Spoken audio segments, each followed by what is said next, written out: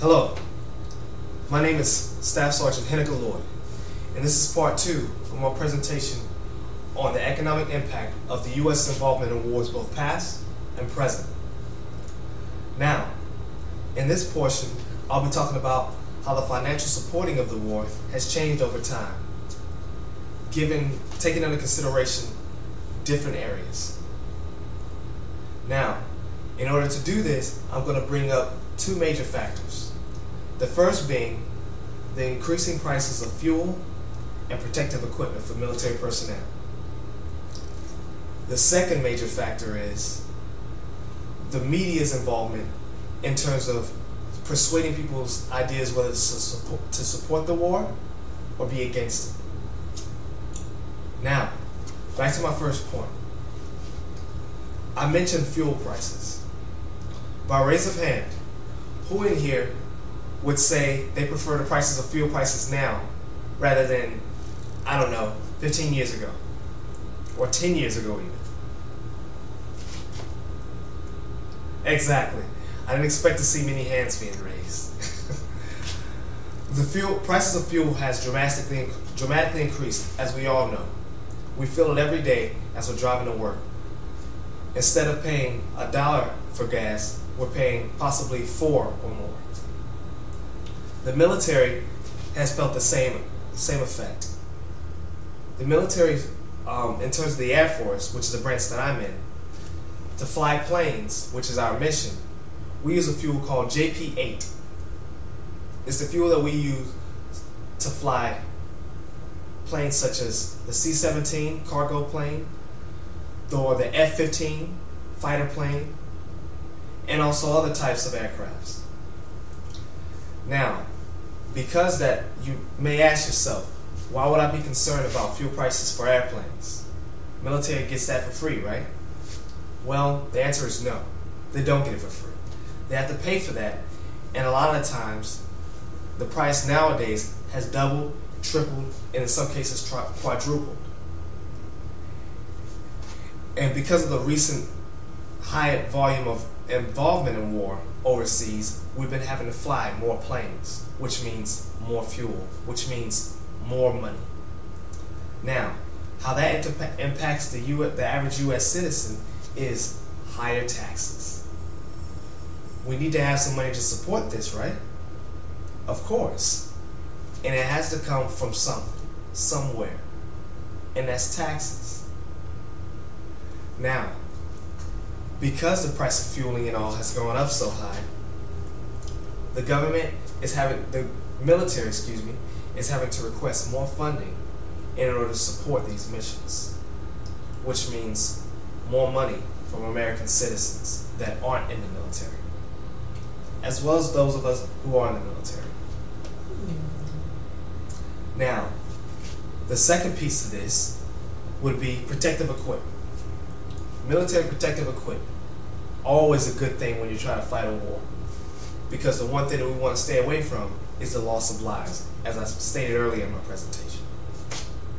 Now, I would like to show you a couple of basic military items to kind of give you a visual of what I'm talking about. This is a basic military grade helmet. Very simple. You have the hardened top, basic strap, and sadly, no cushioning. This is what we use primarily for training purposes, and it's also used overseas. But those types of helmets have been getting add-ons, such as a little bit of padding, more areas to secure the helmet so that it stays to the head. I'm referring to straps.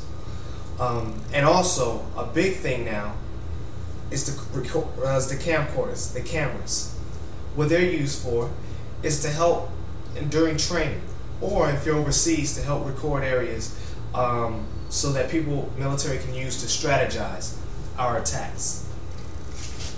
Now, these are very, very useful tools. Problem is, costs more money to purchase these extra items. That helmet, with the add-ons that I just stated to you, such as the extra straps, the camera, adds another $80 to several $100s just for using it. And that's one helmet. Another item I'd like to show you are the vest. Here's an example of a basic military vest. As you can see here, it simply covers the front, no covering for the arms, no covering for the neck or anywhere else. It's basically just hardened here. It has Kevlar pads underneath in order to deflect or absorb the impact of any bullets or stray metals that may come from bombs. Very simple, but very, very efficient. Now, that's changed over time. The military now is using this. As you can see, the vest has a couple of add-ons. Protective gear for the arms, about to here. Also in the back to cover the rear area. And the vest itself is a bit longer. And they have extra padding for the neck to protect anything that comes up. So protect all this area. So very much a lot more effective, but the problem is a lot more costly as well. The last item I'd like to show you is a basic gas mask. These have changed over time. Before, the gas mask all this was rubberized, leaving little room to breathe.